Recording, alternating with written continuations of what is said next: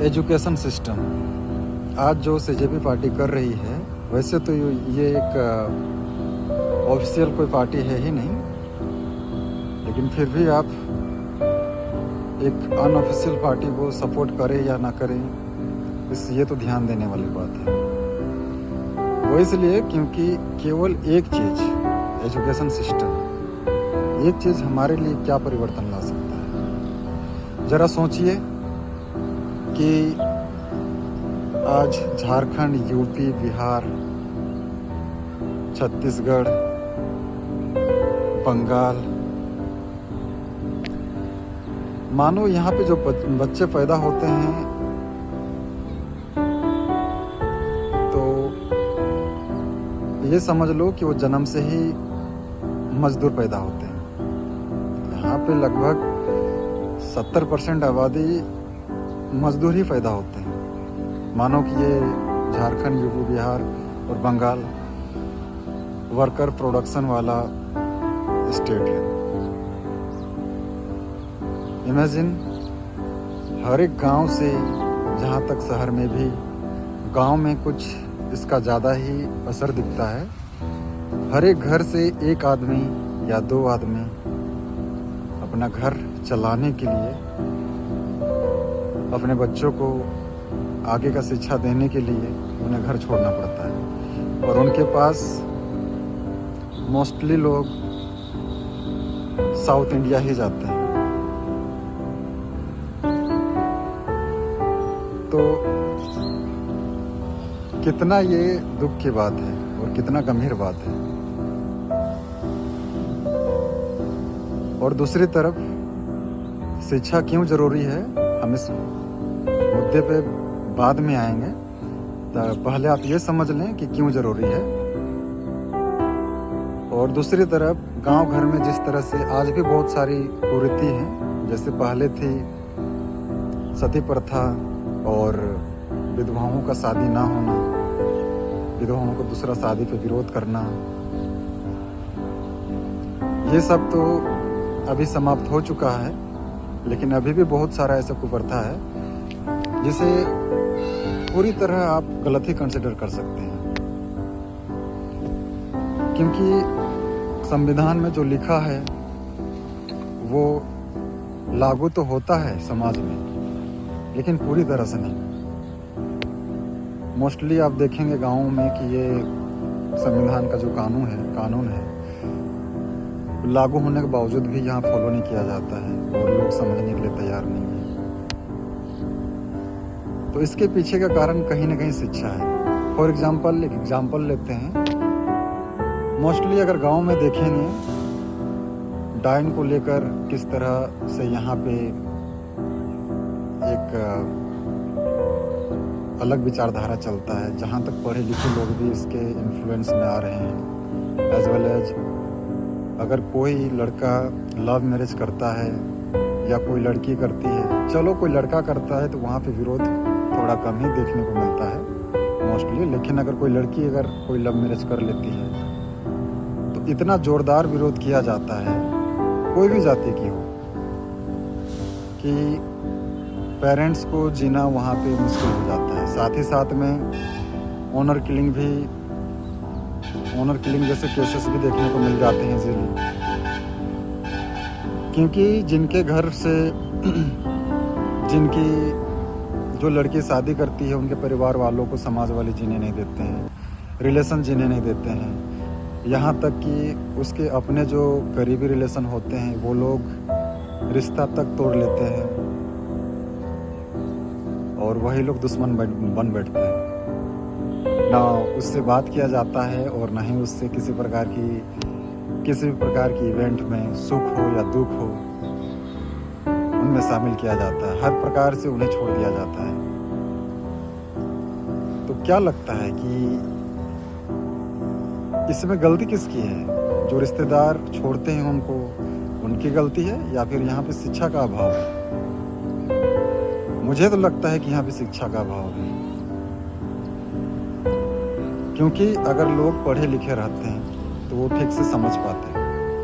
आज हमारे नेता भी ऐसे नेता मिल चुके हैं कि दिन रात वो धर्म की ही बात करते हैं, धर्म का ही बात करते हैं। इतना दुख की बात है। ये समझने वाली बात है कि वो धर्म का बात इसलिए करते हैं कि भाई उन्हें वोट चाहिए, इसके अलावा और कुछ नहीं, nothing. But we will understand about it in deeply. So उनका तो एक पर्पस रहता है, झूठे वादे करके वोट लेना और अपना पद पे कायम रहना, चाहे जनता लड़ जाए मर जाए, they don't care about us. तो ये बहुत दुख की बात है कि ये हमें समझनी होगी, क्योंकि वो दिन रात बकते रहते हैं धर्म के नाम पे। अरे वो तो मंदिर बनाने की बात करते हैं, चलो मंदिर बनाना अच्छी बात है, लेकिन अरे भाई आज तक आप ऐसे कितने नेता देखे हैं जो अपने पैसे से या फिर सरकार से लड़ झगड़ के हमारा एजुकेशन सिस्टम को और बेहतर बनाने के लिए बात किया हो? बहुत कम आप देखे होंगे, जबकि ये सबसे ज़्यादा ज़रूरी है, सबसे ज़्यादा बाकी सभी मुद्दों से। क्योंकि कल आप खुशहाल होंगे और खुशहाल तभी होंगे जब आप हर एक चीज़ को ठीक से सोचेंगे, समझेंगे, आपकी बुद्धि विकसित होगी। और विकसित तभी होगी जब आपको एक कायदे का स्कूल मिलेगा, कायदे का कॉलेज मिलेगा, कायदे का यूनिवर्सिटी मिलेगा। क्योंकि मोस्टली आज पढ़ाई इसलिए किया जा रहा है कि ताकि उन्हें अच्छी डिग्री मिले, ताकि उन्हें अच्छी जॉब मिल पाए। लेकिन ज़रा सोचिए, गवर्नमेंट जॉब कितने लोगों को हो सकती है? 20% या 25%। उसके बाद बाकी लोग क्या करेंगे? और समाज में वही लोग सबसे ज़्यादा रहेंगे ना, जो बाकी 70% लगभग बच जाते हैं। तो अगर उनके अंदर तार्किक क्षमता ठीक ना हो, रीजनेबल थिंकिंग ना हो, तो वो कहाँ से एक अच्छा समाज का विकास कर पाएंगे और कहाँ से खुश रह पाएंगे? वो तो अपना घर का मैटर से कभी बाहर निकल ही नहीं पाएंगे। बहरहाल दुनिया में कुछ भी हो रहा हो, उन्हें कुछ फर्क पड़ेगा नहीं। तो ये बहुत ही ज़रूरी है कि हम जो हमारे नेतागण बोलते हैं उन सब चीज़ों को उतना ही अपना दिमाग में जगह दें जितना ज़रूरत है, उसको अपने दिमाग में घर बनाने ना दें। क्योंकि वो जो बोलते हैं वो अपने आधार पे सही होता है, उनके आधार पे, क्योंकि उन्हें किसी तरह वोट लेना होता है, लेकिन वो सब के ऊपर लागू नहीं होगा। तो आज जो देश में हो रहा है, हम भला क्यों ना सपोर्ट करें। भले ये एक रजिस्टर्ड पार्टी नहीं है, लेकिन फिर भी हमारा सपोर्ट रहेगा। जहाँ तक हो पाएगा वी विल सपोर्ट, और खुल के सपोर्ट करेंगे जहाँ तक हो पाएगा। तो बस इतना ही कहना चाहूँगा कि एजुकेशन सिस्टम से क्या नहीं हो सकता है, ज़रा आप सोच के देखें। आप वो हर एक चीज़ सुधार हो सकता है जिससे आप ग्रसित हैं, जिससे आप पीड़ित हैं, क्योंकि आपको पता ही नहीं चलता है कि गलती किसका है। हम गलती देते हैं अपने अगल बगल वालों को, अपने सोसाइटी को। भला सोसाइटी ही अगर उसके पास सोचने की, बोलने की, प्रोसेस करने की, उसके अंदर अगर ठीक से क्षमता ना हो, तो वो गलती कहाँ हो? फिर उसे आप गलत कैसे ठहरा सकते हैं? उन्हें तो काबिल बनाना पड़ेगा ना। तो और ये तभी हो पाएगा जब हमारा एजुकेशन सिस्टम सुधरेगा। और ये 2 दिन में तो होने वाला नहीं है, लेकिन शुरुआत हो चुका है। तो क्यों ना हम इसे सपोर्ट करें कि बाकी नेता क्या कर किए हैं आज तक, आप लोगों ने तो खूब ठीक से देखा ही होगा। वो लोग बिजली, पानी, रोड, इसके अलावा उन्हें बाकी चीज़ कुछ समझ में नहीं आती है। इससे ऊपर वो कभी बात कर ही नहीं पाते। वो कभी शिक्षा के ऊपर बात करेंगे तो ऐसे बात करते हैं कि मानो